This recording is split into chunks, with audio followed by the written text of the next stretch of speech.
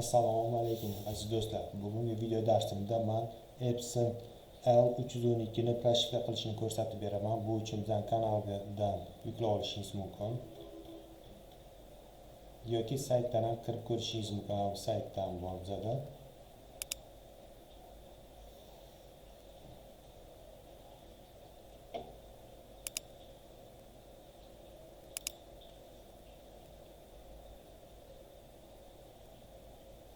Siz saytni o'zida yuklab olishingiz mumkin yoki Telegram kanaldan yuklab olishingiz mumkin.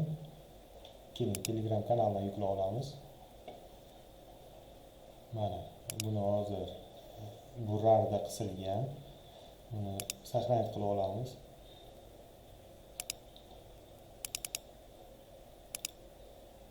Saqlanib qilib oldim. Keyin tavsiya qilinadi antivirus o'chirib qo'ysangiz ma'qulroq. Mana hozir menda yuklab oldim Telegramdan. RARdan chiqarib olaman. Endi faylni ishga tushiraman. Ustiga 2 marta bosib yoki admin zapustit imeni administrator bossangiz ham bo'ladi.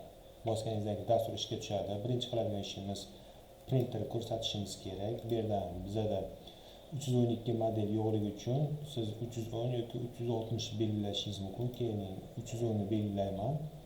Bu yerdan bizani qaysi portga ulanganini ko'rsatishimiz kerak va OK tugmasini bosamiz. Ana buni endi yaqinda proshifka qilganim uchun hozir to'liq bu yerda ochilgan oynadan biz mana bu bo'limni tanlaymiz.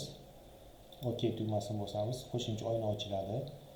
Tichga qo'yib, счетчик necha foiz to'lganini ko'rishimiz mumkin. Chek bossak, hozir printerimiz 38% to'lgan.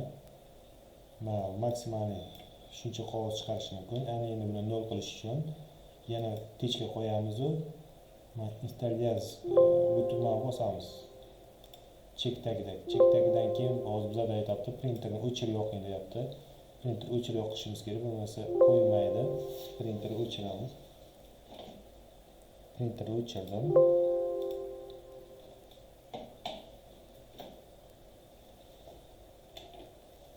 Printer yoqdim, bu oynani yoqaman. Qaytadan ochaman.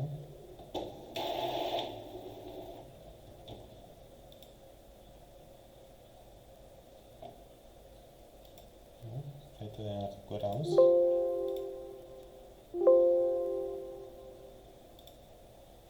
Hozir to'liq dastur yopib ochaylik.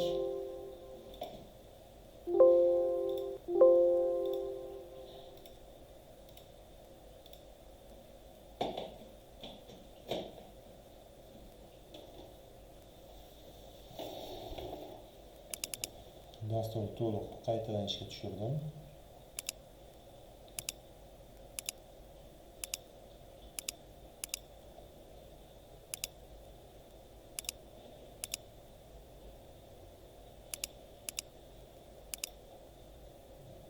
E'tibor bergan bo'lsangiz, счетчигimiz 0 bo'ldi.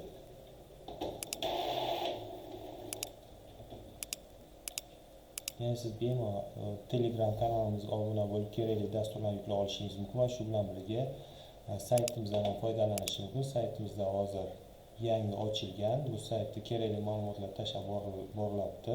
Ya'ni qiynalib yurmasligi uchun o'rnatuvchi driverlar ham bor. Shu printerni bu Telegram kanal orqali yuklab olishingiz mumkin. Ya'ni bu yerga bossangiz kompyuteringiz razryadiga qarab kerakli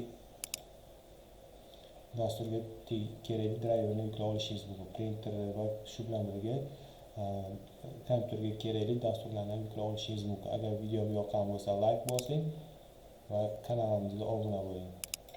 Keyingi videoda ko'rishguncha sog' bo'ling.